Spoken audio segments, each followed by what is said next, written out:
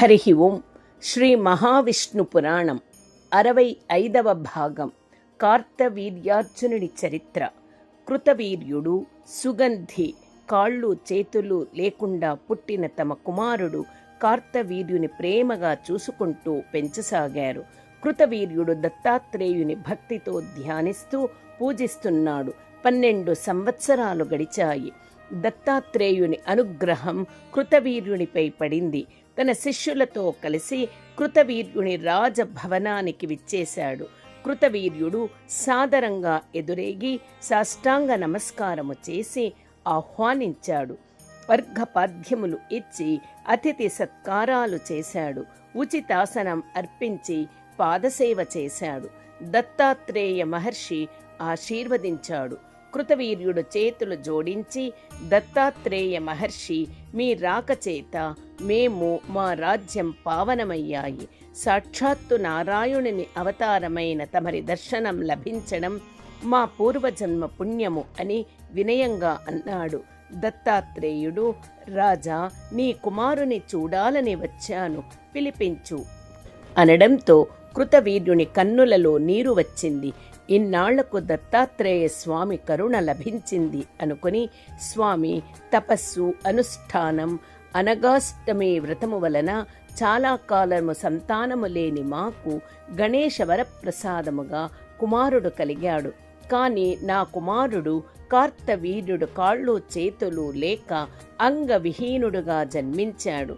మేము చేసిన పాపమేమిటో తెలియదు అని దుఃఖించి కుమారుని తీసుకుని వచ్చి చూపించాడు. బాలుని కరుణా దృష్టితో దత్తాత్రేయుడు చూసి ధ్యానంలోనికి వెళ్ళి బాలుని భూత భవిష్యత్తు తెలుసుకున్నాడు. కన్నులు తెరచి కృతవీర్యుని వంక చూసి, రాజా, చింతించకు, నీ బాలుడు మహాబలశాలి అయి కీర్తి గడిస్తాడు. ఇంకా అంగవిహీనుడుగా పుట్టడానికి కారణం మీరు సంకష్టహర చతుర్థి వ్రతములో చేసిన నియమ ఉల్లంఘన. మీరు వ్రతములో రాత్రి చేసిన జాగరణలో శుద్ధాచమనాది నియమాలు పాటించలేదు. నీ కుమారుడు అంగములు పొంది బలవంతుడిగా మారే ఉపాయం ఒకటి ఉంది అనగానే కృతవీర్యుడు ఆనందముతో దత్తాత్రేయునికి పాదాభివందనము చేసి, మా కుమారుడు సంపూర్ణ అవయవ సంపన్నుడయ్యే ఉపాయము చెప్పండి, కుమారుని చేత ఆచరింపచేస్తాను అని కోరాడు. దత్తాత్రేయుడు బాలుని దగ్గరగా కూర్చోండపెట్టుకొని సాంగోపాంగముగా ఏకాక్షర గణపతి మంత్రం ఉపదేశించాడు. మంత్రం ఉపదేశించిన తరువాత బాలకుని చూసి, నాయన, భక్తితో నిష్ఠతో ఈ మంత్రము జపిస్తూ గణేశుని ఆరాధించుము. 12 సంవత్సరాలు ఏకభుక్త ఉపవాస నియమముతో గణేశుని ఆరాధిస్తే గజాననుడు కరుణించి ప్రత్యక్షమవుతాడు. ఆయన దివ్య దృష్టి నీ మీద ప్రసరించగానే వికృత రూపము పోయి బలమైన దివ్య దేహం పొందుతావు అని ఆశీర్వదించి వెళ్ళిపోయారు. కార్తవీరుడు తండ్రి అనుమతి పొంది గణేశ అనుగ్రహం పొందడానికి అరణ్యానికి తపస్సుకు వెళ్ళాడు. గురువైన దత్తాత్రేయుడు ఉపదేశించినట్లు నిరాహారుడై వాయువు మాత్రమే భక్షిస్తూ నిశ్చలమైన మనస్సుతో గణేశ మంత్రము జపిస్తూ తపస్సు చేశాడు. 12 సంవత్సరాలు తపస్సు తరువాత గణేశుడు ప్రసన్నుడై ప్రత్యక్షమైనాడు. కార్తవీర్యుని ప్రసన్న దృష్టితో చూస్తూ, నాయనా, 12 సంవత్సరాలు నా అనుగ్రహము కోసము నియమ నిష్ఠలతో చేసిన తపస్సుకి సంతృప్తి చెందాను. నీ మనోభీష్టము చెప్పుము, తీరుస్తాను అన్నాడు. కార్తవీర్యుడు గణేశుని అనుగ్రహ దృష్టి పడగానే కాళ్ళు చేతులు కలిగాయి. గణేశునికి పాదాభివందనము చేసి, స్వామి గజానన, నా తల్లిదండ్రుల సంతోషము కోసము నాకు బలమైన దివ్యమైన దేహము అనుగ్రహించుము, నీపై నిశ్చల భక్తి ఉండేటట్లు అనుగ్రహించుము అని కోరాడు.